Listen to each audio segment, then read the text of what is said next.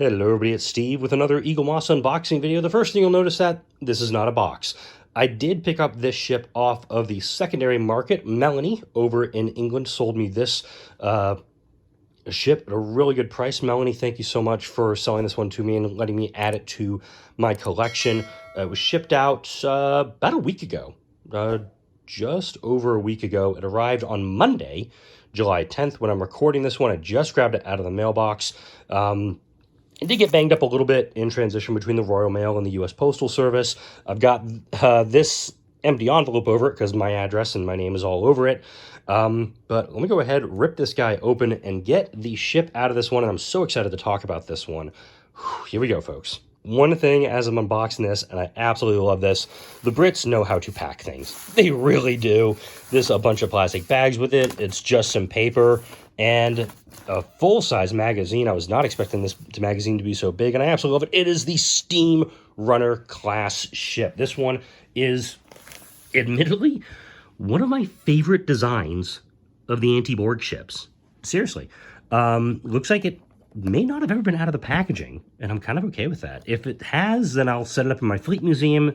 Now it looks like it hasn't, actually. You can see the plastic in there is still around the base. So this one may never have been out of the box. Now the conundrum of, do I want to take it out of the box? Huh. We'll figure that out here in a moment. But the Steamrunner class, I love the design on this one just because it's different. Now with the deflector toward the back, we now see that with the California class and the Cerritos. But when the Steamrunner class was introduced back in First Contact, which was, 25 some odd years ago, it was so radically different. So a little bit about this one. 24th century frigate, 356 meters. Look at the cross-section on it. Not a lot. If you're trying to hit the thing from the front, there's not a lot of surface area that you can connect with for it. Crew of 200, warp speed top at 9.6, and weaponry type 10 phaser emitters and torpedo launchers. I believe in one of the games, okay, Future Steve, you might not even know the answer to this one. I think it was Armada or Armada 2. This thing was just a torpedo launcher, and that might actually be the kind of the lore for this ship as well. Steamrunner class, boop, was one of the unusual Starfleet ship designs that had the deflectors that dish behind the saucer section with the nacelles partially nested in the hull. And that's one of the reasons I like it so much, is they're not exposed. They actually have a little bit of protection, because most people say in the show, target their engines. A little bit harder to when it's inside the hull itself. You want to go ahead and pause and read that? You absolutely can. I'm trying to make sure there's no glare on it from the light above. You can actually see my ceiling fan actually on. A little bit odd. So first seen in service right there, 2373. I'm not even sure. Was this ship present during a lot of the Dominion War? I'm trying to think about that right now. A couple shuttle bays in the back there. And you get the engineering hull in the back. I do think that the designers, when they built the Cerritos, they were kind of looking at this thing and saying, oh yeah, we can kind of do something like that. Sleek profile, doing away with the long neck section, narrower profile, much less of a target in combat, kind of mentioned that. The main shuttle bay, one of the Steamrunner ships did not, it looks like, survive the Battle of Sector 001. And the magazine's a little bit bent. I'm not going to lose any sleep over that because the ship is what I was wanting to get. I got it. I love it. Let's see. Okay, Hayes didn't say he was on the Steamrunner, just mentioning that he was part of it. Whew. Again, okay, fighting the Dominion. It was there. Let's see. During the Dominion War, attack on Chintaka, and was present during the Battle of... Oh, yeah. Right there. This is the second fleet during the Dominion War. That's probably the first Battle of Chintaka, maybe, that it's heading toward, if I had to guess. So at least 2 Steamrunner destroyed at Sector 001. Let's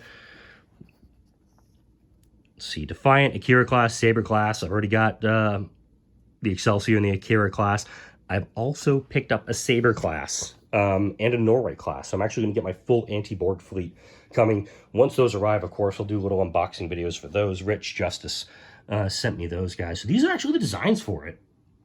And I'm totally okay spending a lot of time going over this. And at some point, my phone ran out of space, so deleted a couple of videos. Alex Yeager, one of the designers for the Steamrunner class areas, actually with the design of the Akira class, right there as well. This is a pretty dense magazine. Wow, look at these other design types for it. That's one we ended up kind of looking at. This one, interesting design. That one at the top, I haven't seen anything like that, but it does look kind of cool as well. This is the Zandura and the Criterion. Interesting on those two ship designs. And of course, now we have a little bit about the Borg itself, because this did appear in First Contact. And oh yeah, a little preview for issue 55, because this was with the subscription collection that we had that as well. So this was episode, or version number 54 was the Steamrunner class. And now I have to figure out whether or not I want to take this thing out of the box and put it in my fleet museum. I think I'm going to keep this guy in the case for right now. And the big reason being, I don't want to damage it. It's a small ship. It's a rare ship. This one, I'm not going to lie, I've been searching for this thing for almost a year to get this ship added into my collection. And you can kind of see how big the box is. And I'll set it down next to like the Enterprise E. It's a very small model. I'd probably put it about 4 inches long, maybe, compared to the Enterprise E, close to 9 or 10 inches long. I love the design for it. I just don't want anything to happen to it. Eventually, I may take it out of the box. I may keep it as that collector's thing in the box. I don't know. But let me know what you actually would do with this. Would you display this in your fleet museum? Let me know in the comments section. Again, I love the design for it. I love, now I can get a little bit closer with it. You got the inboard nacelles, probably very similar to the California class. You have turbolift shafts running through the nacelles and down toward the engineering section. The bridge up here kind of protected on all sides by the extra hull plating. You can see the escape pods, the detailing on that, running on both sides of it. This is the USS Appalachia. And I know there are, obviously we saw other ones in the magazine, and also throughout the Dominion War, we saw a few others as well. A couple destroyed at Sector 001. But the detailing on it, I absolutely love. I did look at the bottom of it. I just lifted the whole plastic thing out to get an idea of what it looked like. And the number on the bottom was 6727-A/B. So it's a higher number. It also means there's at least 6,000 of these things out there somewhere, which doesn't explain why they're so bloody expensive. That is going to wrap it up for this video. Like, comment, share, and subscribe if you enjoyed this video and all the videos that come out on this channel. Thank you all for watching.